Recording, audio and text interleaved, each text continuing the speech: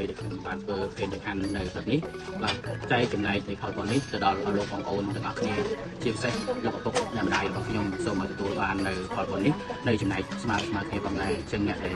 ឈឺសូមឲ្យជាអ្នកដែលរកទទួលទានមិនបានសូមឲ្យរកទទួលទានមានបានចាប់ពីពេលនេះតទៅផងដែរសូមអរគុណសូមជម្រាបលា